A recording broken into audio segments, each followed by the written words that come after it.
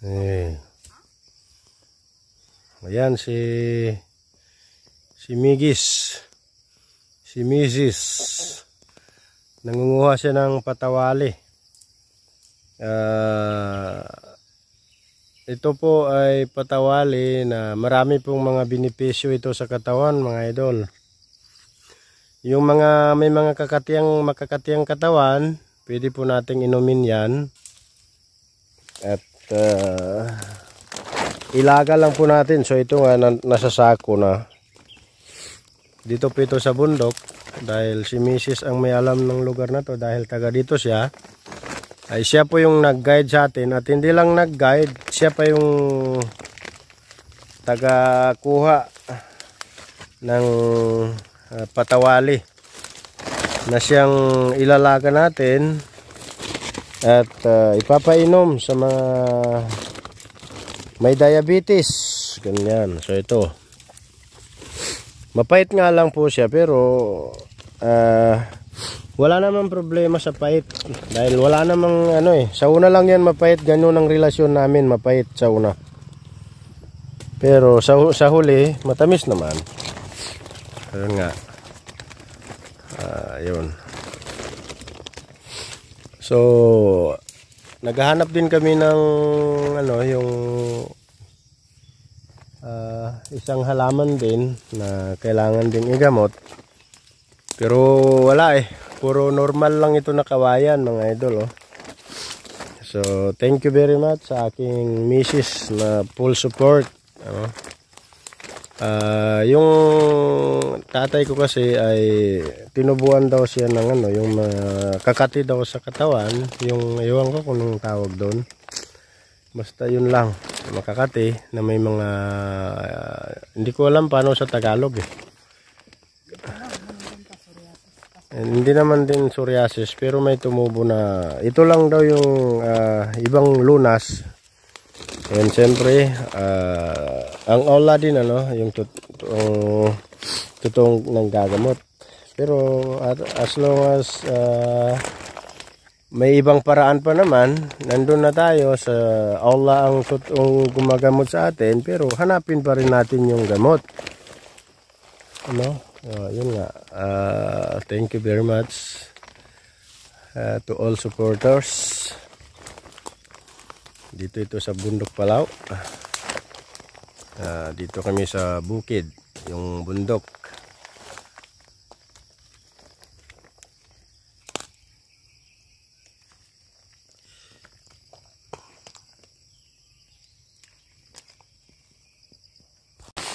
So yun nga guys, ito na yung sabi ko sa inyo na kasama sa halaman na hinahanap namin dito sa bundok. Ay masyadong malapit yung video Ayan po, yung tawag dito yung patawali. Yung mapait siya, mapait masyado. So gusto niyo maghanap ng ganito pinsa, ito marami, libre lang. Dito sa bundok. Ayan. Yan. Ayan. Ito po yung hinahanap namin, mga idol, yung patawali. Nagamot ito sa father ko na nandun sa ospital. Ewan ko nung gagawin dito, ilalaga ba ito? Pwede inumin, pwede ilaga. Pwede pa inumin. Kung kaya mong inumin daw. Gamot din daw ito sa diabetes. Pati sa pangangati ng katawan. Yun, yung mga makakati dyan. Matanggal yan. Anong makati? Yung katawan. Yan, ito yung tagakuha ko, yung my first lady. Masipag siya. Dito siya sa bundok ito lumaki. Kaya thank you for guide me. May paman pa na po. Ito na. Hello guys, good morning. So okay lang. Okay lang tayo. Laban lang, mga idol, no? So yun nga,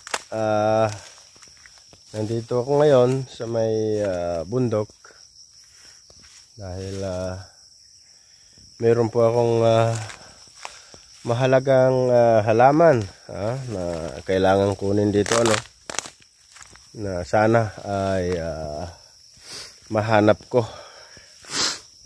dahil kailangan na kailangan po yun dahil may paggagamitan po so yun nga, inshallah mahanap po namin yun.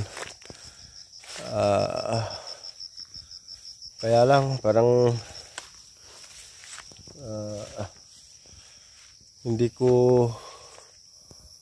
namin mahanap dahil gaya nin ayan kawayan yun siya, pero yung ewan ko kung anong pangalan, magkakaiba kasi tayo ng salita kasi sa salita namin yung kawayan na yun ay bayog, bayog sa salita na medyo masama pa rin pakiramdam natin pero inshallah gagaling tayo sa awa ng Allah subhanahu wa ta'ala. So ayun nga, patuloy tayong maghahanap ng kawayan na yun. May may paggagamutan tayo mga idol, may paggagamitan pala. So ay bago nga po pala kung bago lang po tayo sa ating YouTube channel mga idol, BM Music Lover po, paki-subscribe na lang po, and papalo na rin po ng ating Facebook page, yung BM Music Lover na rin po. And ito nga po pala yung iyong lingkod, Bonnie Baladsikan mga koy. So yun nga, patuloy tayo maghahanap ng kailangan natin dahil yun nga, very important dahil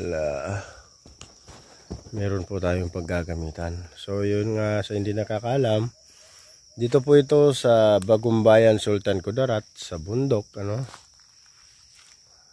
dito ito sa taas ng bundok. Umakyat kami.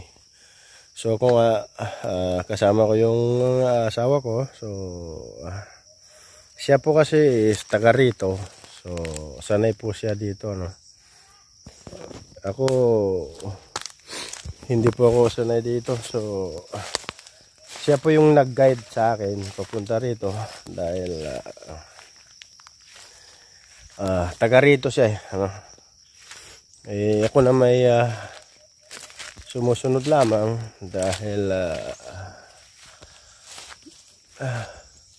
hinahanap po namin yung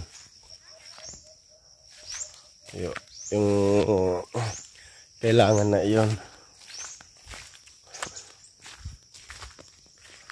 So hanggang dito na lang muna mga idol dahil patuloy pa rin po tayong maglalakad at maghahanap ng kailangan na yun.